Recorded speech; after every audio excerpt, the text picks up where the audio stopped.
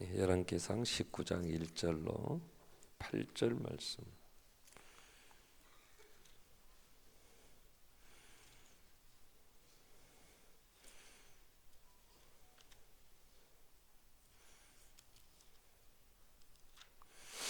열왕기상 19장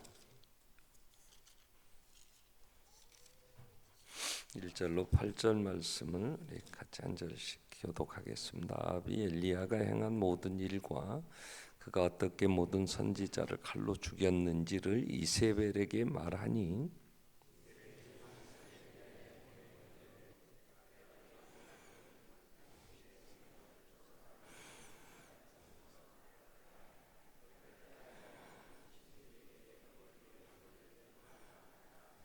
그가 이 형편을 보고 일어나 자기의 생명을 위해 도망하여 유다에 속한 브엘세바에 이르러 자기의 사환을 그곳에 머물게 하고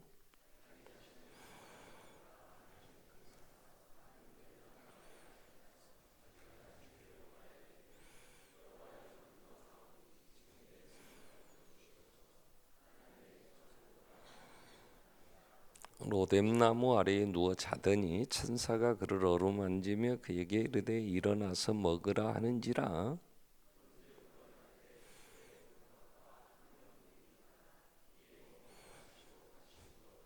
여호와의 천사가 또 다시 와서 어루만지며 이르되 일어나 먹으라. 내가 갈 길을 다 가지 못할까노라 하는지라.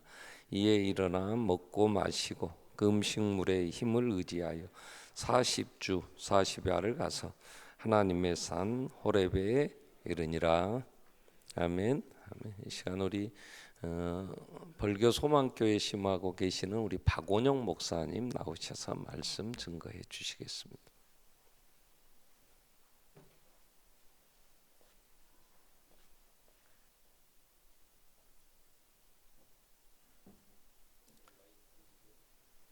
네, 괜찮을 것 같습니다. 할렐루야. 네, 반갑습니다.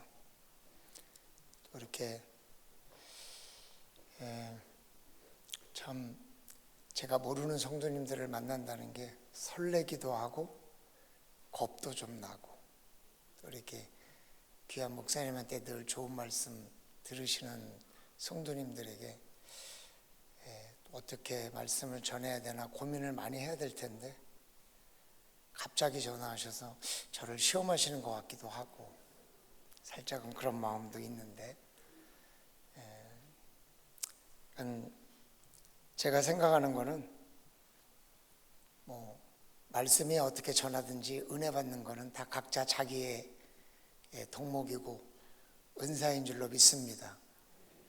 아멘 하셨으니까 제가 어떻게 전하든지 오늘 꼭 은혜 받으시고 귀한 시간 되시기를 간절히 부탁을 드립니다.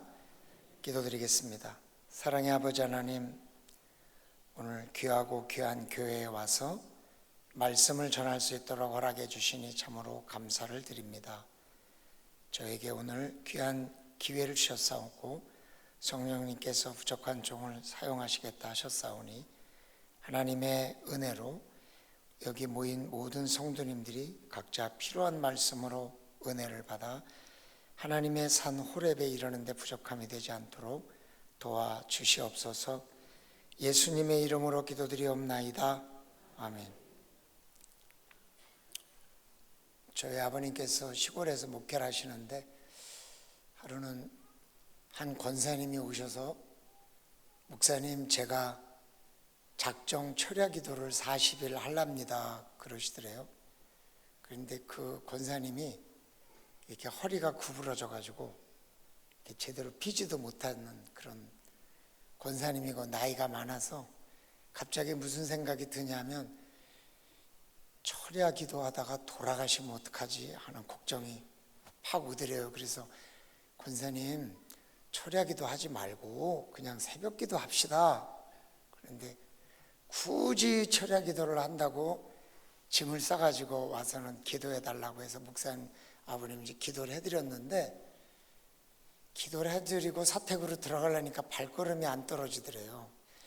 왜냐하면 저러다 돌아가시면 교회가 큰 시험이 들겠는데 이게 철야 기도를 저렇게 하면 건강한 사람도 피곤한데 어떻게 견디실려나 해가지고 권사님은 이제 이쪽 끝에다 자리를 잡으시고 아버님 이제 이쪽 끝에다 자리를 잡으시고 이제 기도를 하다가 이렇게 옆에 숨 쉬나 이렇게 보고 또 있고 또 하다가 보면 숨 쉬나 이렇게 보는데 그냥 기도를 하시니까 당신은 이제 할 수 없이 나와서 말하자면 하는 거죠. 목사가 제일 무서운 게 성도예요. 저는 하나님보다 성도님들이 더 무섭더라고요. 성도님들이 기도 안 되는데 목사가 있을 수 없으니까. 그래서 이제 자꾸 보다 보니까 이제 하루가 지나고 이틀이 지나다 보니까 이제 또 그동안 기도 못 했던 것도 있으니까 에이 어차피 나와 있는 거 이 시간에 뭐 하겠냐, 기도라도 열심히 해야지. 그래서 또 열심히 기도를 하시면서 시간으로 이렇게 흘러가고 있는데 한 20일쯤 지난 다음에 도저히 궁금해서, 근데 권사님 도대체 뭐 때문에 기도하는지 알아야 저도 기도를 해드릴 거 아닙니까? 뭐 무슨 문제가 있는데 기도를 하십니까? 이렇게 물어봤더니 그 권사님이 빙그레 웃으면서 그러더래요. 목사님이 힘들어 보여서 힘내게 해달라고 기도하러 나왔습니다. 그러더래요.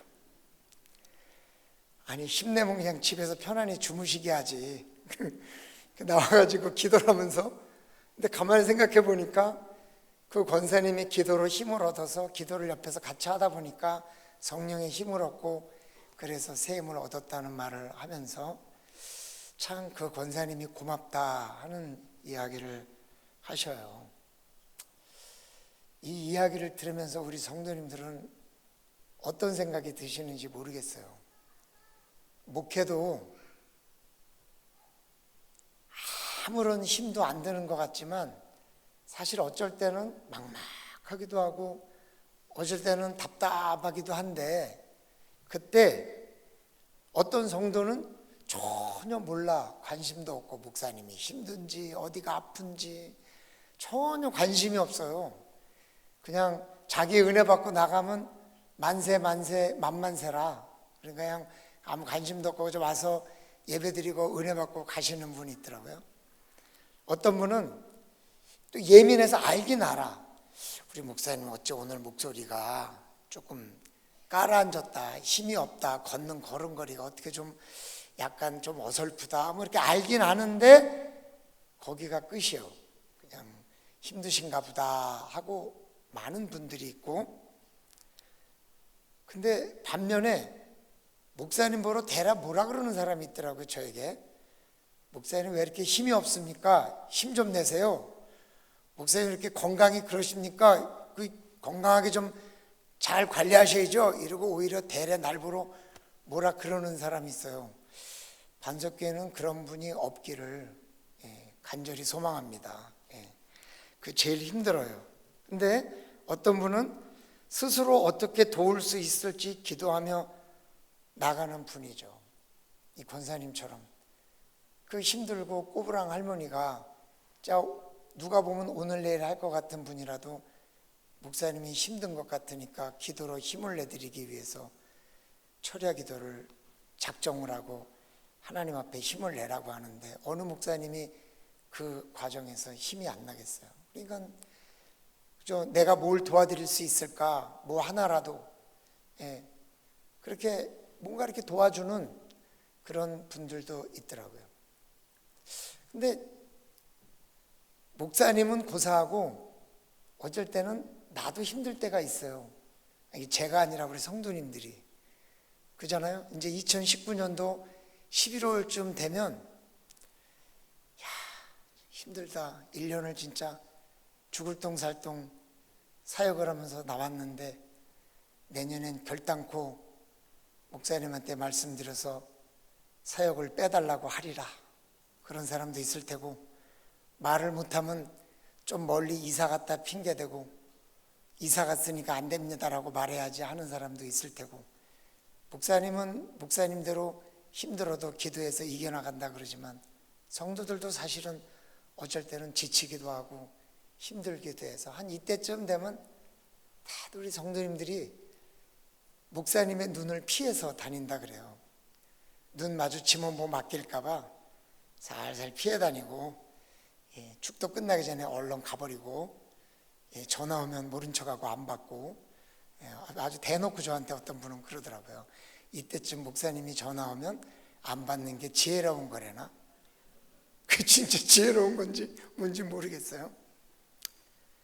그런데 이 수치심과 부끄러움에 가득 찬 엘리야를 다루시는 하나님의 그 모습을 우리가 보면은, 우리가 내가 그럴 때 내 옆에 또 같은 권사님이나 집사님이나 교인들이 그럴 때, 우리 구역장이나 목사님이나 교사나 그럴 때 하나님은 어떻게 하셨는가 보면서 나도 그 하나님처럼 그렇게 좀 해봤으면 어땠을까 하는 생각도 들고, 또 당장 내가 힘들 때는 하나님이 나를 이렇게 해주셨구나 하는 마음이 든다면 어떨까 이렇게 생각해서, 오늘 엘리야를 어루만지셨던 그 주님의 손길이 우리 성도님들의 심령과 육신에 어루만져져서 그게 느껴졌으면 하는 마음으로 오늘 이 말씀을 들고 왔는데, 오늘 이 말씀 가운데서 주님의 그 어루만지시는 손길의 따뜻함이 전해져서 용기를 잃었던 분도 용기를 얻어서 엘리야가 여호와의 산 호렙까지 가서 하나님의 사명을 감당하듯이 또 한 텀을 달려갈 수 있는 힘을 얻으시기를 주님의 이름으로 축원합니다. 오늘 우리 여러분이 잘 아시는 것처럼 북왕국 아방 시대의 왕비 이세벨이 하나님의 선지자들을 잡아 죽이고 바알과 아세라 신의 선지자들만 우대했어요. 그러니까 엘리야 선지자가 바알 선지자 450명과 아세라 선지자 400명을 죽여버린 거예요. 여러분 잘 아시겠지만 그 제단에다가 제물을 놓고 누가 불을 붙일 수 있는지, 참 하나님이 누군지 한번 내기를 하자 이래가지고 죽인 거죠. 그래서 19절에 보면, 그런즉 사람을 보내 온 이스라엘과 이세벨의 상에서 먹는 바알의 선지자 450명과 아세라의 선지자 400명을 갈멜산으로 모아 내게로 나오게 하소서. 이스라엘 이세벨의 상에서 먹는다는 말은 그녀와 친하다, 그녀와 동급이다, 그런 말이에요. 그래서 옛날에 이 사도들이 이렇게 식사를 할 때 가장 큰 벌이 뭐냐면, 같은 상에서 밥을 못 먹게 하는 게 가장 큰 벌이에요. 그래서 너는 이 상에서 못 먹는다, 저쪽 상에서 먹어라 이러면 그걸 그렇게 부끄럽게 여기고 수치스럽게 여겼죠. 그래서 예수님도 제자들과 한 상에서 음식을 같이 하시면서 너와 내가 동급이다 이런 의미를 그들에게 심어주시잖아요. 그러니까 이스라엘에서 상에 먹는 그 선지자들은 뭐 권세도 있고 대단한 거죠. 예. 그런데 그녀를 정치적으로 이용하고 있는 그 선지자들을 엘리야가 그냥 단칼에다 싹 죽여버리니까 이세벨의 입장에서는 심각한 고민에 빠져 있지 않았겠어요? 그래서 40절에 보니까 엘리야가 그들에게 이르되 바알의 선지자를 잡되 그들 중 하나도 도망하지 못하게 하라 하매 곧 잡은지라. 엘리야가 그들을 기손시내로 내려다가 거기서 죽으니라. 그러니까 이세벨은 자기 앞에서 450명, 400명이 쫙 앉아가지고 식사를 하면 얼마나 그 어깨가 딱 이렇게 되겠어요, 그죠? 별로 안 그러신가 보죠? 제 앞에서 그냥 850명이 쫙 앉아서 밥을 먹을 때 이게 다 내 쫄개면 내가 그냥 어깨 힘도 탁 나고 그러지 않겠어요? 근데 어느 날 하루 와보니까 한 사람도 없는 거야. 여러분 그 자괴감에 대해서 생각해 보셨어요? 850명을 거느리고 먹으면서 막 자기 권세를 부리던 사람이 어느 날 그냥 한 명도 없는 거예요. 빈 식탁에 앉아서 밥을 먹어야 되는 이세벨의 이 생각을 하면은 끔찍하잖아요. 그러니까 화가 난 거죠. 그래서 뭐라 그러냐면 19장 2절에 이세벨이 사신을 엘리야에게 보내 이르되 내가 내일 이맘때에는 반드시 내 생명을 저 사람들 중 한 사람의 생명과 같게 하리라. 그렇게 하지 아니하면 신들이 내게 벌 위에 벌을 내리니 마땅하니라. 자, 사실 뭐 불도 하나 못 붙인 신이 뭐 자기 죽일 수도 없을 텐데 뭐 그 신에게 뭐 해봐야 뭐겠어요. 그러나 내가 반드시 너를 죽일 거다, 그런 얘기를 지금 하고 있는 거잖아요. 왜 그랬을까? 사실 이세벨이 생각하는 신이 벌을 줄 것이라는 말은 단지 자기가 그렇게 하겠다는 확고한 의지의 표현이에요. 근데 저는 이 말씀을 보면서 참 이세벨도 답답하다 그랬어.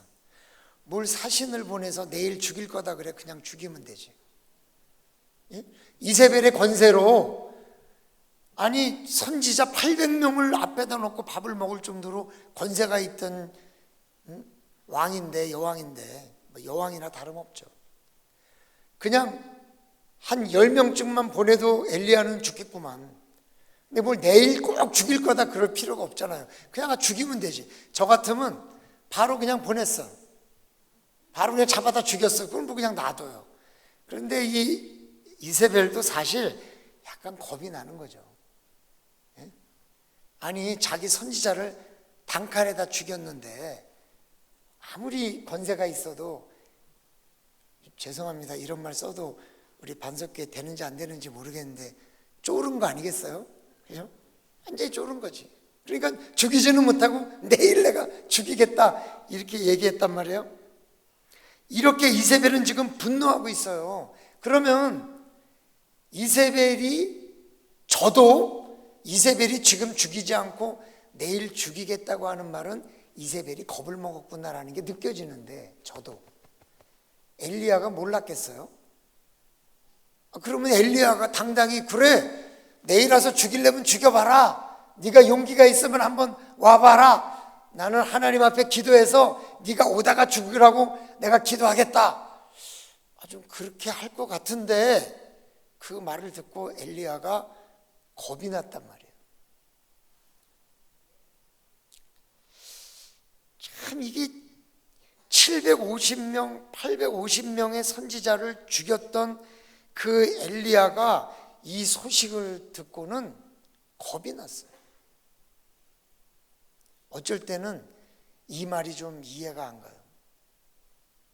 이 말은 뭐냐면, 여러분 기도하면 다 납니다, 기도하세요 이렇게 설교하고 나서 자기 문제가 오니까 기도하지 못하고 벌벌 떨고 있는 목사를 만약에 성도님들이 본다면 어떤 생각이 들겠어요? 아이고 자기 문제 자기가 기도하지 왜 날 보러만 기도하래, 그럴 거 아니겠어요? 엘리야가 다 죽이고 나서 자기가 자기를 죽인다는 말에 도망을 갔단 말이에요. 그런데 여기 19장 3절에 보니까 그가 이 형편을 보고 일어나 자기의 생명을 위해 도망하여 유다에 속한 부엘세바에 이르러 자기의 사안을 그곳에 머물게 하고, 자기 생명을 위해서 도망을 쳤는데, 사람이요 살고자 하면 부족해지는 거예요. 죽기를 덤비는 사람은 이길 수가 없어요. 근데 살려고 덤비는 사람은 겁이 나는 거예요. 그러니까 이 엘리야가 자기 생명을 위해서 도망갈 때는 죽기 싫은 거예요. 바알과 아세라 선지자를 막 죽일 때는 내가 죽어도 그만이다 이런 믿음으로 했는데, 이제는 조금 겁이 나는 거죠. 그래서 그는 도망해서 부엘세바에 도달했어요. 4절에 보니까 자기 자신은 광야로 들어가 하룻길쯤 가서 한 로뎀나무 아래에 앉아서 자기가 죽기를 원하여 이르되, 여호와여 넉넉하오니 지금 내 생명을 거두시옵소서, 나는 내 조상들보다 낫지 못하니이다 이랬어요. 부엘세바는 북왕국 이스라엘이 아니라 남쪽 유다 지방이에요.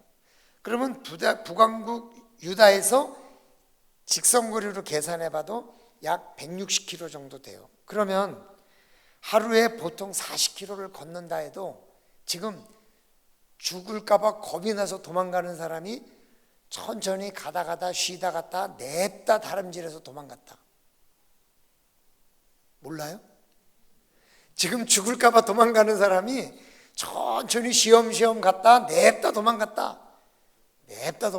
그러니까 40km를 하루에 갖다 치고 사흘길을 하여간 열심히 달려가지고 도망을 오지 않았겠어요? 그리고 브엘세바는 그 남쪽 끝에 있는 성읍이니까 갈 수 있는 데까지 도망을 간 거예요. 갈 수 있는 데까지. 그리고요, 자기 사환을 계속 데려가지 않고 사환을 거기다 놔뒀어. 놔두고 자기 혼자 더 도망갔어. 그게 뭐냐면 이제는 나는 일도 안 할 거다. 너 필요 없다. 나 살아야 되니까 이제 너도 여기 있어라. 난 일 안 해. 버리고 갔어. 사환은 일꾼인데 일꾼을 버리면 선지자가 어떻게 일하겠어요? 그러니까 이제는 일도 안 하겠다. 말하자면 하나님 앞에 덤비는 거죠. 하나님, 힘들어서 못 하겠어요. 무서워서 도망갔잖아요. 자, 사환도 여기다 버려두고 갑니다. 나는 이제 찾지 마세요. 나는 갑니다. 그리고 도망을 갔다는 얘기예요. 근데 이 광야라는 것은 살 수 없는 곳이에요. 죽는 곳이잖아요. 광야는 물이 없는 곳이고 사람이 살 수 없는 곳이죠. 독사나 있고 뱀은 있을지 모르지만. 그러니까 광야로 가서 이제는 사역도 마무리하고 생명도 포기한다. 그리고 로뎀나무 아래 누웠다. 로뎀나무는요, 사실 무슨 여러분 큰 나무같이 생각하시는 분이 있는데, 그냥 로뎀나무는 쌀이나무 같은 그냥 이렇게 풀덩어리예요, 쉽게 얘기하면.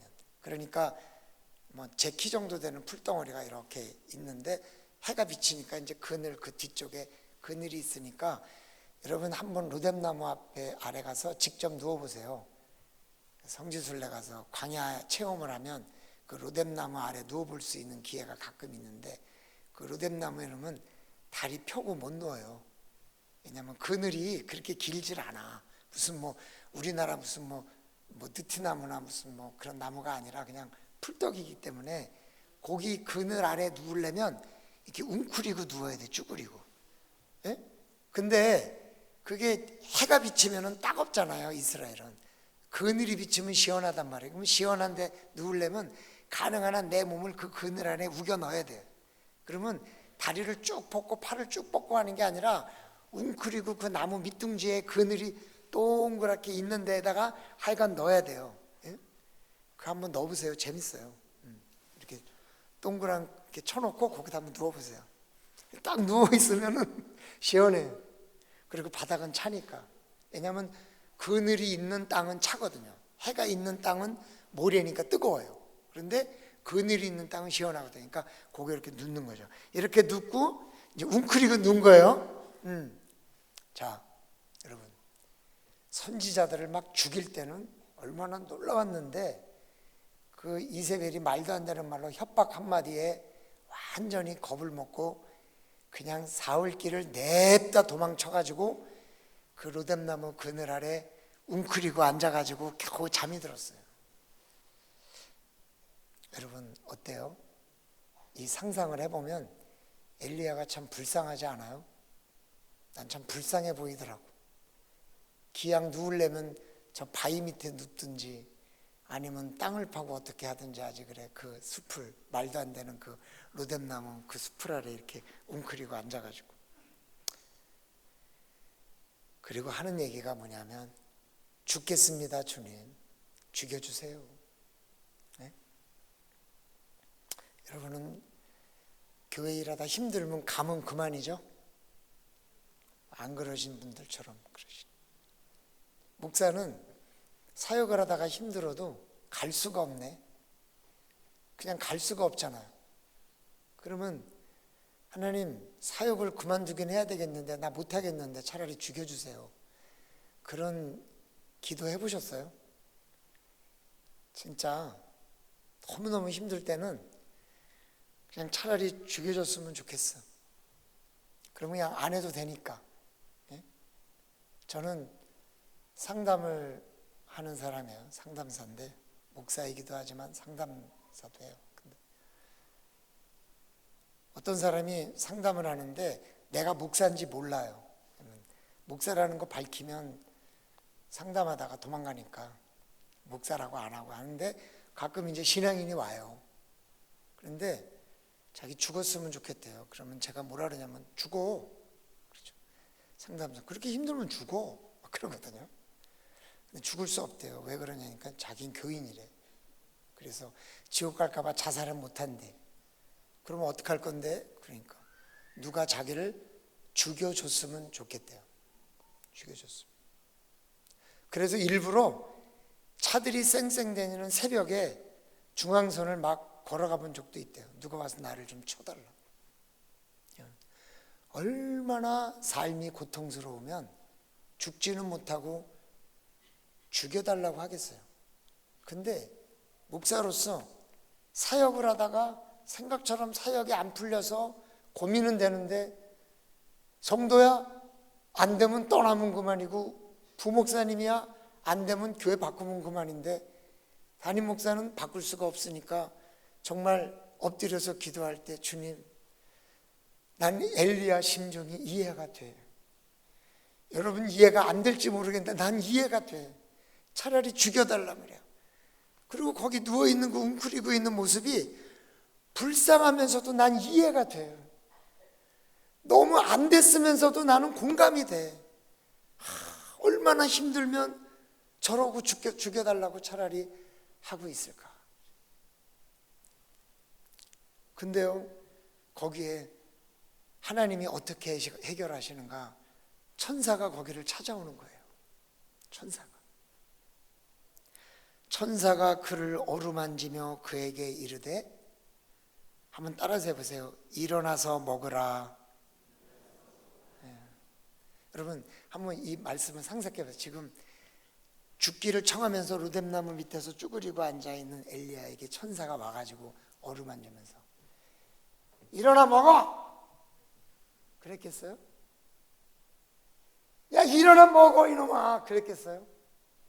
저는 이걸 상상하면은 일어나 먹어 그러다가 죽겠다 이놈아. 응? 난 그랬을 것 같아. 여러분 어때요? 우리 주님이 그 천사가 이렇게 와서 어루만지면서 일어나 여기다가 죽는다 일어나 예? 일어나 그래 괜찮아 일어나 그럴 것 같아요. 이 말이요 난 참 우리나라 이 성경이 너무 좋을 땐 이런 거예요. 영어로는 터치야. 그냥 터치 일어나 먹어 이거하고 어루만지면서 일어나 먹어 하고 이게 어감이 너무 다른 거예요. 나는 예? 이 어감이 어루만졌다라는 어감이 너무 좋은 거예요.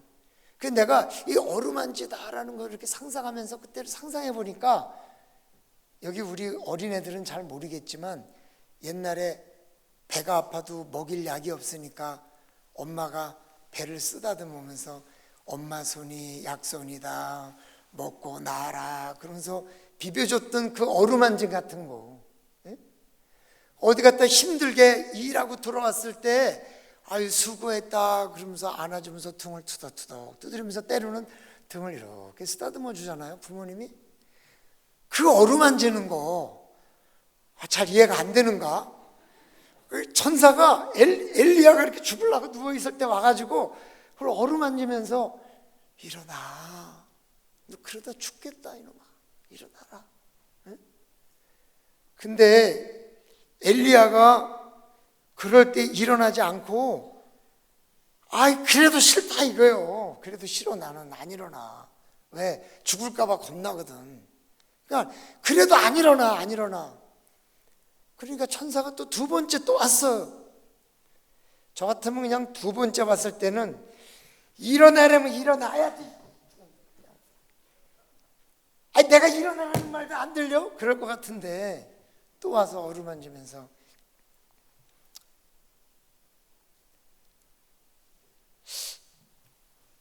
어루만지다라는 표현이 저는 너무 좋았어요. 이 말씀을 읽다가 묵상을 하다가. 그래서 제가 저를 이렇게 어루만져 봤어. 그냥 좋아. 내가 나를 어루만져도 좋은데 천사가 와서 어루만지면서 힘내라. 어렵지? 내가 네 맘 안다. 야, 너는 내가 너를 도와줘서 선지자 850명을 한 방에 날렸는데 아직도 너는 나를 못 믿고 있냐 이 신아? 응? 너는 뭐니 너는 도대체가 말이지. 나 같으면 그럴 것 같아. 우리 성도가 이렇게 지쳐 쓰러져 있으면. 예? 그래서 우리 교회 청년부에서 여기 찬양단 참 부러운데 우리 찬양단 하는 친구가 학교 선생님인데 이제 30이에요. 30도 아직 안 됐어. 근데 갑자기 백혈병에 걸렸다 그래가지고 오는 길에 들려서 왔더니 만성이라고 만성이라고 그냥 약 먹으면 약 한 석 달 먹으면 난다 그래서 아휴 그냥 또 한시름 놓고 여기 왔어요. 그 친구가 그냥 토요일이면 광주에서 선생님을 하는데 벌교까지 내려와서 토요일 날 청년부하고 늦게까지 그리고 찬양 연습해가지고 주일날 섬기고 그리고 또 오후엔 또 올라와서 이렇게 일주일 동안 지내고 그래. 너무 난 그 청년 보기에 너무 이뻐 죽겠어요. 그런데 어쩔 때 그 청년이 좀 안 나오고 그러면 왜 안 나왔냐 그러면 뭐 어쩌고 저쩌고 그러면 책임을 맡은 사람이 어떻게 정신 차려 그러는데 우리 주님이 이런 어감으로 얘기하면 아마 그렇게 얘기하지 않고 아유 그래 얼마나 힘든데 고민 많았겠다. 그래 이건 어렵게 결정한 걸 테지 잘하고 와라 이럴 것 같아. 우리 주님의 따뜻한 음성을 제가 이 어루만짐에서 느끼는 거예요. 육신은 지치고 영혼은 병든 엘리야를 어루만지는 그 하나님의 손길, 난 그게 느끼고 싶더라고요. 어쩔 때 제 아내가 아침에 이렇게 새벽에 일어나다가 이제 내가 일어나서 나오면서 이제 자기도 이제 일어날 준비를 하면 어쩔 때 여보 나 등이 너무 아파 그러면 내가 등을 이렇게 좀 이렇게 쓰다듬어 주면서 그래 엄마 아파? 쓰다듬어 주면서 그러면 이제 됐대. 그러면 또 나가고. 그래서 한 번은 제가 이 말씀을 묵상하다가 나도 등이 아파 이렇게 쓰다듬어 주는데 참 느낌이 좋더라고요. 하나님은 잠들어 있는 엘리야를 때려서 깨우시거나 소리를 지르시거나 이세벨처럼 겁박하지 않으시고 어루만져서 깨우셨어요. 도망가다가 포기하고 죽기를 청한 엘리야를 책망하지도 않으셨어요. 혹시나 엘리야가 놀랄까 봐 저는 천사가 영이지만 살금살금 다가왔을 것 같아요. 소리내지 않고 다가와서 갑자기 만지면 깜짝 놀라니까 아마 바람을 살짝 부르셔서 이게 뭐지? 하고 느낄 때쯤 이렇게 어루만지셨을 것 같아요. 그래서 조심스럽게 엘리야를 다루시는 하나님의 손길을 느끼게 되는 거예요. 그래도 엘리야는 다시 누웠죠. 마치 모세가 못 가겠다고 투정 부리는 것처럼. 베드로가 갈릴리 호숫가로 가서 생업이나 하겠다고 돌아갔던 것처럼 요나가 니느웨로 가기 원하시는 하나님의 손길을 피해서 도망갔듯이 엘리야는 하나님의 손길을 거부하고 돌아 누웠는데, 그런데 하나님은 두 번째 똑같이 그를 어루만지시는 거예요. 천사가 다시 온 거죠.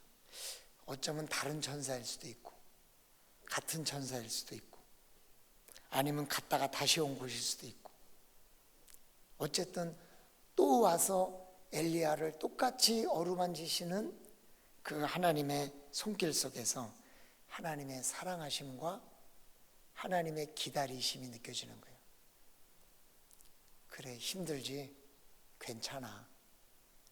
네가 일어날 때까지 나는 기다려줄 수 있어. 그러니까 정 힘들면 조금 더 쉬어라. 그러시는 것 같은 그 느낌이 저한테 이렇게 느껴지는 거예요. 사역하다가 힘들어서 기도원에 간다고 가서 기도하면서 제가 한 번은 하나님, 내가 뭐 잘못하기를 했습니까? 나쁜 짓을 했습니까? 저는 진짜 어떻게든지 바른 목회자 되보려고 노력한 죄밖에 없는데 왜 나한테 이렇게 힘든 일이 있습니까? 제가 오늘부로 그만둘랍니다. 나 못하겠으니까 하나님 알아서 하세요. 그렇게 하려고 기도원에 가가지고 이제 기도를 며칠 하다가 하나님, 저 이제 내려가는데 내려가면 가서 교회 앞에 나 힘들어서 못하겠으니까 다른 목회자 구하시오. 그리고 나는 아니면 내 말을 하려는 대로 잘 듣든지 아니면 난 가겠어.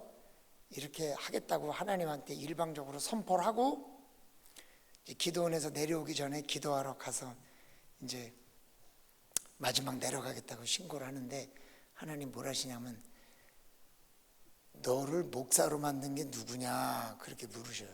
그래서 하나님이죠. 그럼 너를 그 교회에 누가 보냈냐 그러셔. 하나님이죠. 그런데 왜 교인들한테 물어보냐? 나한테 물어봐야지. 근데 하나님한테 물어보면 참고 하라 그렇게 뻔한데 뭘 거기다 물어봐요. 제가 투정을 부렸거든요. 그래도 나한테 물어야 된다. 안 물어요. 그냥 가서 좀 더 해볼게요. 그러고 와서 한 게 지금 여기까지 왔는데 그 힘들고 어려울 때 나를 다루시는 하나님의 손길은 책망하거나 야단치거나 닦아세우거나 몰아붙이는 하나님이 아니라 따뜻한 손길로 어루만지시면서 힘내라, 힘들지 하시는 그 음성을 내가 듣게 되니까 정말 우리 하나님이 난 너무 좋은 거예요. 그냥 내가 아무리 힘들어도 책망하시는 하나님이 아니라 따뜻하게 어루만지시는 하나님이라는 생각 하나만 해도 나는 하나님이 너무 좋은 거야. 뭐 돈을 많이 안 줘도 되고 뭐 명예를 많이 안 줘도 되고 뭐 그냥 내가 힘들고 지쳐 있을 때 여러분 그런 거 체험하시나요? 새벽에 너무 힘들어서 하나님 앞에 이렇게 막 기도할 때 꼭 이슬비가 이렇게 촉촉히 내리듯이 하나님이 은혜의 손길로 이렇게 나를 촉촉하게 적셔주시는 듯한 그런 그 은혜의 단비를 이렇게 딱 느낄 때 갑자기 힘이 나고 막 위로가 되잖아요. 그런 하나님, 내가 힘들고 지쳐 있을 때 책망하거나 막 몰아붙이는 하나님이 아니라 늘 어루만지시는 하나님. 어떻게든지 사단은 그 어루만지는 걸 못 느끼게 하려고 그냥 하는데 하여간 우리 하나님은 그저 나를 막아주시고 안아주시고 해주시는 그 하나님. 그러면서 이러시잖아요. 일어나 먹으라. 내가 갈 길을 다 가지 못할까 하노라. 네가 해야 할 일을 다 못할까 걱정되니 먹어라. 먹고 힘을 내라. 가야 할 길이 남았다는 건 알지만 그러나 포기하고 싶었던 엘리야, 두려움에 그 멀리까지 돌아와서 로뎀나무 숲에 웅크리고 앉았던 그 엘리야의 수치심을 우리 주님은 따뜻한 어루만짐으로 다루시면서 회복해 해주시는 거예요. 설교가 찰스 스탠리가 다음과 같이 말했는데요. 실망은 피할 수 없다. 하지만 낙담하는 것은 나의 선택이다. 하나님은 결코 나에게 실망하지 않으신다. 그는 항상 그를 믿을 수 있도록 그 자신이 믿음을 주신다. 그러므로 나의 실망은 사단으로부터 온 것이다. 우리가 가진 감정을 따라간 것, 즉 적개심을 가졌다면 하나님께로부터 온 것이 아니다. 슬픔, 용서하지 못하는 것, 이런 모든 것들도 사단의 공격 때문에 온 것이다. 우리 주님이 우리에 대해서 실망하지 않으셔요. 그러니까 어루만질 수 있는 거예요. 내가 무슨 일을 하다가 낙담하고 실망하고 좌절하고 포기하고 싶을 때 우리 주님이 아휴, 쟤는 내가 얼마나 저를 위해서 지금까지 애쓰고 노력했는데 인신같이 저기서 저러고 있을까 이렇게 낙담하시는 하나님이 아니라 아유 네가 참 힘들지 그래 내가 더 힘을 주마 하시는 하나님이잖아요. 그러니까 우리 하나님은 실망하지 않으실 수 있다. 저희 집 주변에 들고양이가 많아요. 왜냐하면 우리 동네 어떤 교회 장로님 한 분이 열심으로 그 고양이들에게 먹이를 주는 통에 이 고양이들이 얼마나 생육하고 번성하는지 1년이면 한 15마리씩 나는 것 같아. 한 마리가. 와 진짜 그들은 진짜 생육하고 번성하더라고요. 인간이 자기 편하려고 결혼도 안 하고 애도 안 낳고 그렇지 동물들은 하나님 앞에 순종해서 생육하고 번성하더라고요. 얼마나 순종하는지 몰라요. 근데요 그들은 정말 지치지도 않고 힘들지도 않아요. 근데 사람은 늘 이성이 있으니까 자기 욕망 때문에 지치잖아. 안 하려고 그러고 버티고. 그런데요 이 하나님은 그런 우리를 보면서 야단치고 또 책망하는 것이 아니라 따뜻하게 안아주신단 말이에요. 여러분 혹시 작년에 너무 힘들어서 오래 쉬신 분이 있을지 몰라요. 저는 지금까지도 하나님이 계속 안아주고 계시다고 생각해요. 왜? 못 갈까 봐 걱정되니까. 하나님은 나 없어도 일이 되지만 내일은 내가 해야 되니까 하나님이 1월 달에도 오시고 2월 달에도 오시고 3월 달에도 오시고 11월 달에도 돌아오는 주의 백성을 12월 달에도 또 천사를 보내실 거라 믿어요. 왜? 하나님은 낙심하지 않으시니까. 끝까지 붙들어 주시니까. 그런데 내가 낙담하니까 하나님도 낙심한 것 같아. 아니. 그러니까 작년에 쉬었다 하더라도 올해 새 힘을 한번 내보세요. 왜? 먹을 걸 가져와서 어루만지시는 주님의 손길을 한번 느껴보세요. 그걸 어떻게 하는 거냐면 이렇게 하는 거예요. 내가 내 손으로 이렇게 어루만져 보세요. 그러면서 이 손이 성령님이 나를 어루만지는 거라고 생각해 보세요. 혹시 올해 힘들어서 내가 결단코 올해를 마지막으로 쉬리라 이렇게 생각하시고 로뎀나무 아래 웅크리고 계신 분이 있으면 아마 내일 새벽에 주님이 또 찾아오실 거예요. 오셔서 먹어라. 내가 길을 가지 못할까 걱정이다. 그리고 또 말씀해 주실 거예요. 하나님의 산 호렙은 모세가 하나님을 만나 출애굽 사역을 했던 거잖아요. 이 장면은 하나님이 예비하신 음식을 먹고 40주야를 가서 말씀의 분위기는 단숨에 간 것을 말하는 것 같이 숨가쁘게 움직여 간 느낌을 줘요. 그래서 엘리야가 일어났을 때는 이제 하나님이 주신 음식을 먹고 가뿐히 달려가서 여호와의 산 호렙에 이르러서 일을 한 거죠. 사역을 하다가 지쳐서 넘어지고 포기하고 싶은 성도님들에게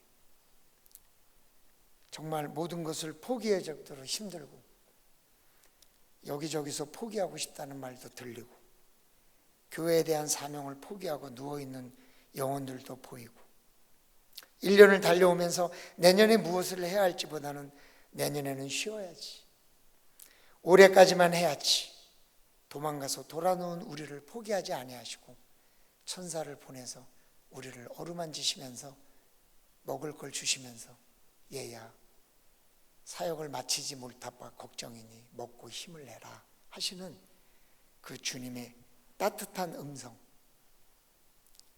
그게 들려져야 되지 않아요? 엘리야의 두려움과 심경이 우리가 이해되듯이 포기하고 돌아오는 분들의 마음을 생각하면 이해가 돼. 아마 주님이 먹고 일어나서 호렙산으로 가라 그러기보다는 그래 여기서 계속 쉬어라 그러고 싶으실 것 같아. 왜? 주님도 제 심정이라면 정말 열심히 일하는 성도들을 볼 때는 어쩔 때는 아니, 그만하고 내년에 좀 쉬어라 그러고 싶은 마음이 막 있어. 왜냐면 너무 힘들게 보이고 너무 애써 보이니까 어쩔 때는 그냥 저도 어떤 청년이 제가 안식년을 가니까 그러더라고요. 목사님 저도 내년에 안식년 갈래요. 그래. 왜? 그러니까 목사님도 안식년 가니까 나도 안식년 가는 게 성경적이잖아요. 그래. 말을 못 하겠더라고. 그래서 그럼 내가 안식년 포기할게. 너도 같이 포기하지 마. 포기해라. 그랬더니 에? 그러더라고요. 정말 목회자로서 성도들을 바라볼 때 그만해라 하고 싶은 마음이 들 때가 있어요. 그래도 하나님이 맡기신 사명을 다 감당하지 못할까 봐 두려워서 힘을 낼 수 있을 때 힘을 내라고 말할 수밖에 없는 그런 마음이 있어서 따뜻하게 이야기를 해주는 거예요. 그래서 기도를 해요. 하나님, 엘리야를 어루만지셨던 그 천사를 또 보내주셔서 그 사람의 마음을 어루만져 주시고 그 사람의 고통을 어루만져 주셔서 힘든 그 영혼이 새 힘을 얻고 일어날 수 있도록 도와주세요. 그렇게 기도를 하게 된단 말이에요.